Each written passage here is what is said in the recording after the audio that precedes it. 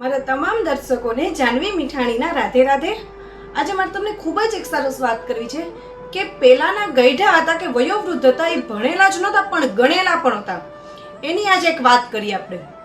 પહેલાના જમાનામાં રાજાના દરબારમાં રાજા પોતાની સભા સાથે બેઠા હતા। એવામાં એક વ્યક્તિ આવે છે અને રાજાને કહે છે કે રાજા, આમાં એક કાચનો ટુકડો છે અને આમાં એક ઓરિજિનલ હીરો છે, તમે આ ઓરિજિનલ જે હીરો છે ને એ ઓળખી બતાવો। એમાં તમારા રાજ્યની કોઈ પણ વ્યક્તિ આવીને પણ આ કામ કરી શકશે અને તમે પણ કરી શકશો। રાજા કહે છે લાવો। બે જોવે છે, કાચ અને હીરો બંને સમાન સરખા અંતરના હોય છે, બંનેની ચમક એ સરખી હોય છે, બેયનું કદ અને સાઈઝ બધું જ સરખું હોય છે। રાજા કહે છે આમાં કઈ રીતે ઓળખવું મારે?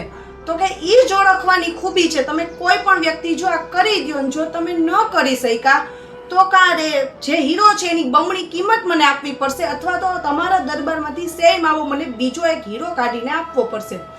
રાજા પહેલા તો ના પાડે છે, પણ સભાના લોકોય કહે છે કે અમારે કરવું છે। તો રાજા કહે છે તમે બધા પેલા ઓળખો, તમે ઓળખી નહીં શકો। એટલે સભાના લોકો પણ સમજી ગયા કે આ અઘરું છે। તેમાંથી એક સભામાંથી એક વ્યક્તિ આવે છે વયોવૃદ્ધ, કે હું રાજાને ઓળખી બતાવું તો? રાજા કહે છે પણ તમે કઈ રીતે ઓળખશો? બંને સરખા જ છે, લીસા સાઈઝમાં સરખા છે, બધી જ રીતે સરખા છે, તમે નહીં કરી શકો। તો કે રાજા મને એક મોકો આપો। રાજા કે કઈ વાંધો નહીં, હીરાની કિંમત જ છે ને કે મારા માટે, ચાલો કઈ વાંધો નહીં, આગળ વધો અને કરો। તો એને રાજાની અનુમતિ લીધી દાદાએ કે હું આ હીરાને થોડીક વાર માટે, અડધી કલાક માટે તમે પણ બહાર આવો અને હીરાને અને કાચને તડકામાં મારે મૂકવો છે, મને પ્રકાશમાં મૂકવાની અનુમતિ આપો। રાજા અનુમતિ આપે છે અને હીરાને અને કાચને અડધી કલાક માટે તડકામાં મૂકી દે છે।